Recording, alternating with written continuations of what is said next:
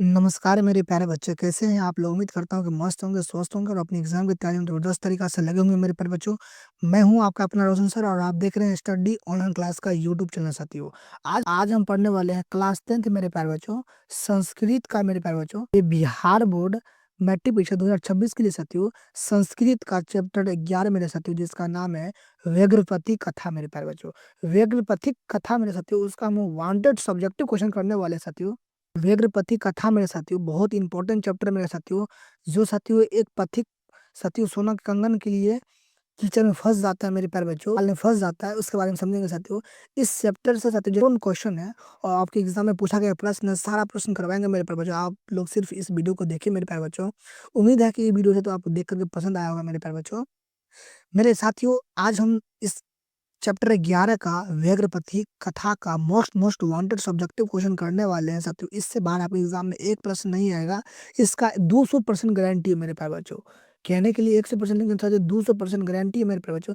इससे बाहर आपके एग्जाम में नहीं आएगा मेरे प्यारे बच्चों। तो चलिए इस वीडियो को लाइक कर दीजिए, लाइक करके चैनल को सब्सक्राइब करके बेल आइकन को ऑल पे प्रेस कर लीजिए, ताकि जब भी नोटिफिकेशन आए तो आप तुरंत पहुंच सके मेरे प्यारे बच्चों। चलिए सबसे पहले इस वीडियो को साथियों आप लोग दबा करके शेयर कीजिए, ताकि सभी लोगों तक पहुंच सके मेरे प्यारे बच्चों। और मेरे साथियों आज का चैप्टर है 11 व्याघ्रपति कथा साथियों। इसका मोस्ट मोस्ट वांटेड साथियों, सीधे एग्जाम में आने वाला प्रश्न साथियों, class 10 Sanskrit Bihar board matric के 2026 के लिए साथियों, व्याघ्रपति कथा का most most wanted subjective question. आप इतना करते हैं आपके एग्जाम में इससे बाहर एक प्रश्न या इसका गारंटी है मेरे प्यारे बच्चों। चलिए मेरे साथियों, उम्मीद है कि साथियों आप लोग ने मेरे प्यारे बच्चों कर दिए होंगे और शेयर कर दिए होंगे। चलिए इस चैप्टर को स्टार्ट करते हैं मेरे प्यारे बच्चों। प्रश्न एक है मेरे प्यारे बच्चों, प्रश्न एक है कि अनिष्ट से इष्ट की प्राप्ति का परिणाम क्या होता है मेरे साथियों। क्या कहता है कि अनिष्ट से इष्ट की प्राप्ति का परिणाम क्या होता है मेरे साथियों। उत्तर देखेंगे, अनिष्ट से इष्ट प्राप्ति का परिणाम बुरी ही होता है मेरे प्यारे बच्चों। क्या कहता है कि अनिष्ट से इष्ट प्राप्ति का परिणाम बुरा ही होता है, तथा कथा के अनुसार जहाँ खतरा हो वहाँ लाभ की इच्छा नहीं करनी चाहिए। जहाँ पे साथियों खतरा है ना, वहाँ पे लाभ की इच्छा नहीं करना चाहिए साथियों। जैसे अगर कोई विष जहर खाने से जीवन में के लाभ की इच्छा करे तो वो ना मृत्यु ही होगा मेरे प्यारे बच्चों। क्या कहता है कि साथियों अगर कोई एग्जाम्पल समझने के लिए, अगर कोई विष साथियों, विष मतलब क्या होता है, जहर खाने के जीवन के लाभ का इच्छा करे तो उसका परिणाम क्या होगा, मृत्यु होगा, वो मरेगा ही मेरे प्यारे बच्चों। कोई समझेगा कि हमको ये दे रहा है और खा करके हम बच जाएंगे, वो नहीं बचेगा। जहर खाने के बाद आदमी की मृत्यु होना निश्चित है मेरे प्यारे बच्चों। तो उम्मीद है कि ये प्रश्न आप समझ गए होंगे, आप लिखेंगे तो आपके एग्जाम में ये 2 नंबर मिलेगा मेरे प्यारे बच्चों। और एग्जाम बच्चों चलिए नेक्स्ट प्रश्न 2 है मेरे प्यारे बच्चों, व्याघ्र पथिक कथा के आधार पर बताए कि दान किसको देना चाहिए। यानी इस चैप्टर का आधार पर बताइए कि दान किसको देना चाहिए। तो मेरे प्यारे बच्चों समझेंगे कि व्याघ्र पथिक कथा और नैतिक शिक्षा के अनुसार दान हमेशा योग्य पात्र को ही देना चाहिए। मेरे साथियों, दान उसी को देना चाहिए जो अपने से कमा नहीं सकता है, अपने से एक पेट का भोजन नहीं कर सकता है, तो दान उसको देना चाहिए। दान उसको नहीं देना चाहिए जिसके पास हाथ सलामत है, पैर सलामत है, उसको दान नहीं देना चाहिए मेरे प्यारे बच्चों। निम्नलिखित को देना चाहिए उचित, जैसे गरीब को, अर्थात निर्धन जो है, अनाथ है, जिसका कोई नहीं हो, उपकार करने में असमर्थ हो, अर्थात जिसके उपकार का बदला न लिया जा सके, दान ऐसे व्यक्ति को नहीं देना चाहिए जो स्वयं समर्थ्यवान हो साथियों। जिसके पास, जो गरीब है मेरे प्यारे बच्चों, जो अपने से कमा नहीं सकता है, जो भोजन करने में असमर्थ है, दान उसको देना चाहिए। जो साथी स्वयं समर्थ हो उसको दान नहीं देना चाहिए। जो अपने से कमा सकता है, दान उसको नहीं देना चाहिए मेरे साथियों। और ये सिंपल सा भाषा में था, आप ऐसे लिखेंगे आपको 2 नंबर मिलेगा मेरे प्यारे बच्चों। चलिए अगला प्रश्न की बात कर लेते हैं। प्रश्न 3 है, प्रश्न 3 मेरे साथियों, बूढ़े बाघ ने पथिक को कैसे मारा। बूढ़े बाघ ने पथिक को कैसे मारा साथियों। उत्तर देखेंगे, बूढ़े बाघ ने पथिक, यानी क्या, पथिक बोले क्या होते हैं, यात्री जो रास्ता से चलते हैं, यात्री को लालच देकर और विश्वासघात करके मारा। साथियों क्या किया बाघ ने किया, उसको सोने के कंगन का लालच दे करके और उसको क्या कर दिया साथियों, जब जाल में फंस गया तो उसको क्या किया साथियों, मार दिया। पहले उसने सोने के कंगन का लालच दिया और स्वयं को अहिंसक तथा वीर घोषित साबित किया मेरे साथियों। पहले क्या किया बाघ साथियों, उसको सोने का लालच दिया और ऐसे प्रतीत उसके साथ व्यवहार किया जैसे लगा कि हम उसको कुछ करेंगे नहीं मेरे प्यारे बच्चों। और जब उन्होंने फंस गया जाल में मेरे प्यारे बच्चों, जाल में, तो उसको मार दिया मेरे प्यारे बच्चों। जब पथिक स्नान करने के लिए बाघ के दिखाए गए कीचड़ वाले सरोवर में उतर गया और वहां फंस गया। बाघ ने कहा था कि आप इसमें स्नान करेंगे मेरे साथियों, इस होके आइएगा, स्नान करेंगे तो साथियों आपको सोने का कंगन मिलेगा। पथिक ने वैसा ही किया जैसे बाघ ने कहा था और इसका परिणाम ये हुआ कि वो कीचड़ में फँस गए और बाघ उसको मार दिया मेरे प्यारे बच्चों। और तब बाघ ने कहा, तुम गहरे कीचड़ में फँस गए हो, कहकर पथिक को पकड़ लिया और खा गया मेरे साथियों। और कहा कि साथियों, ओहो! तुम तो बाघ कीचड़ में फँस गए हो। और ऐसे कह कर के पथिक को साथियों क्या किया, बाघ पकड़ लिया और खा गया मेरे प्यारे बच्चों। ऐसे लिखिएगा, आपको 2 नंबर मेरे साथियों मिलेगा, उम्मीद है मेरे साथियों। चलिए नेक्स्ट प्रश्न की बात करते हैं। प्रश्न 4 है, बाघ को स्वयं अहिंसक सिद्ध करने के लिए क्या तर्क दिया मेरे साथियों? क्या कहता है कि बाघ को अहिंसक सिद्ध करने के लिए क्या तर्क दिया मेरे साथियों? उत्तर देखेंगे मेरे प्यारे बच्चों। बाघ ने स्वयं को अहिंसक सिद्ध करने के लिए और दानी सिद्ध करने के लिए निम्नलिखित तर्क उसने कहा कि अब बूढ़ा हो चुका हूँ और उसके नाखून तथा दांत गल चुके हैं। साथियों जब बाघ होते हैं मेरे साथियों और वो बूढ़ा हो जाते हैं मेरे प्यारे बच्चों, बूढ़ा, तो वो सही से किसी को शिकार नहीं कर सकता मेरे साथियों। इसलिए अब वो शिकार करने में सक्षम नहीं है। पुराने पापों का पश्चात उसने कहा कि जवानी में उसने बहुत पाप किए हैं साथियों। जवानी में उसने बहुत पाप किए जिससे उसके पुत्र और पत्नी मर चुके हैं साथियों। इसलिए अब इसलिए अब वह धर्म के मार्ग पर आ गया है। धर्मोपदेशक उसने कहा कि उसे किसी धार्मिक व्यक्ति को दान देने का उपदेश दिया है और इसीलिए वो स्नान के लिए साथियों इसीलिए उसे स्नान करके साथियों इसलिए वो स्नान करके दान देने के लिए बैठा है। परोपकारी स्वभाव साथियों, जैसे होता है ना परोपकारी, जिससे भलाई, उसने कहा कि उसे परोपकारी स्वभाव अपनाना है, इसलिए वह सोने के कंगन का दान करना चाहता है मेरे साथियों। क्या कहा मेरे साथियों, जब बूढ़े हो जाते हैं तो गरीबों को दान देना चाहिए।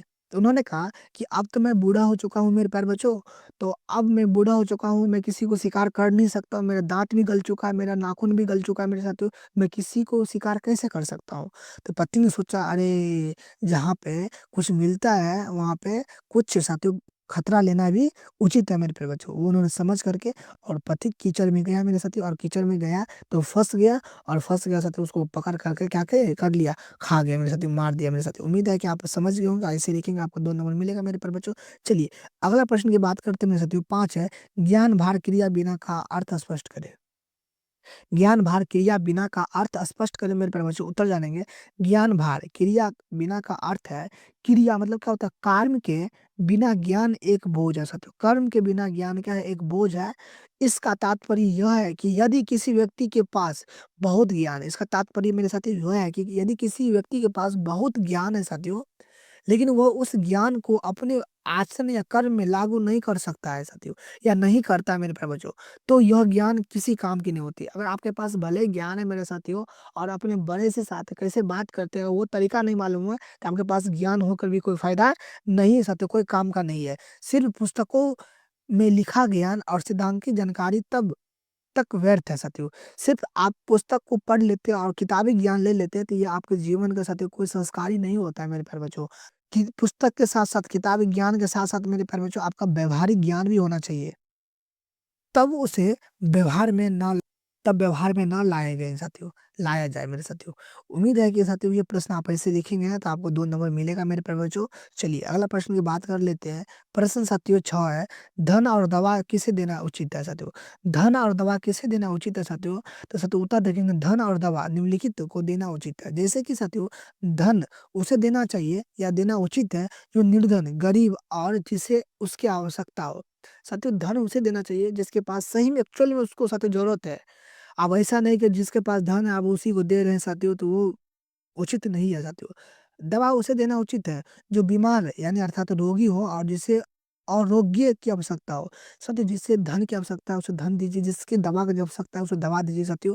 अब जिसके पास सारी चीज़ें हैं आदमी उसी को दे रहा है, तो ये कोई उचित नहीं है। जिस प्रकार साथियों दवा स्वस्थ व्यक्ति के लिए व्यर्थ है।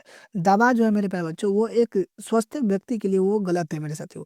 दवा उसे चाहिए जो गरीबी मतलब क्या साथियों जो बीमारी से ग्रस्त है मेरे साथियों। उसी प्रकार धन सुखी और समर्थ व्यक्ति को देना उचित नहीं है मेरे साथियों। उम्मीद है कि आप ऐसे लिखेंगे आपको 2 नंबर मिलेगा मेरे प्यारे बच्चों।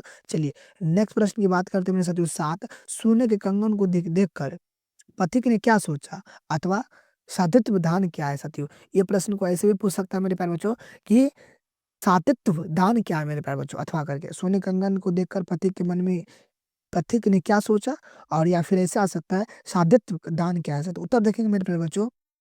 सोने कंगन देखकर पति के मन में लालच और संदेह दोनों उत्पन्न हो गए।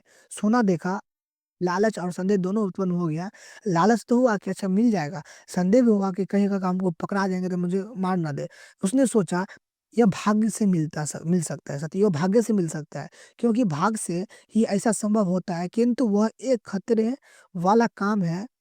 जान हथेली पर रख कर ही लाभ मिलता है मेरे साथियों। उन्होंने सोचा जान हथेली पर ही रख कर के साथियों लाभ मिलता है।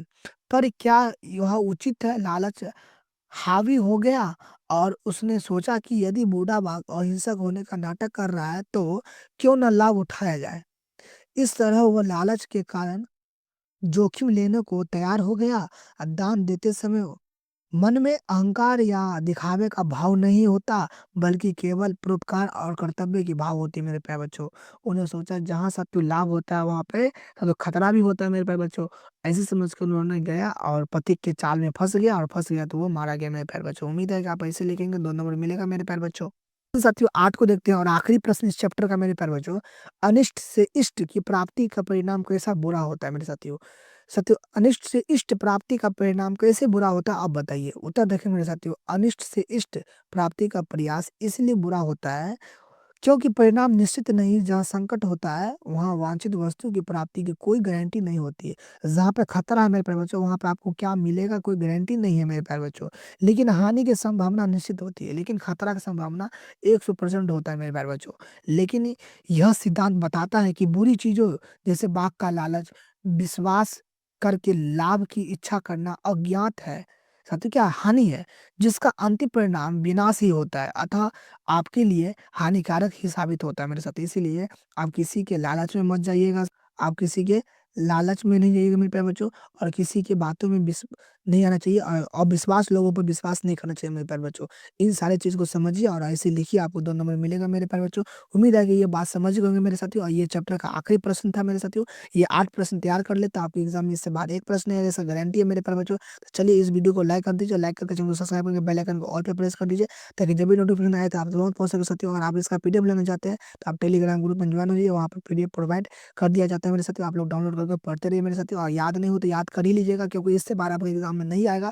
क्योंकि साथियों बहुत मेहनत लगती है साथियों कंटेंट तैयार करने में मेरे प्यारे बच्चों। आप तैयार कीजिए और इनका याद कीजिए, एग्ज़ाम में यही आएगा 100% यही आएगा मेरे साथियों, गारंटी है मेरे प्यारे बच्चों। चलिए मिलते हैं नेक्स्ट में, धन्यवाद साथियों। पढ़ते रहिए, हँसते रहिए, मुस्कुराते रहिए, अपने माता-पिता का नाम रोशन करते रहिए मेरे प्यारे बच्चों।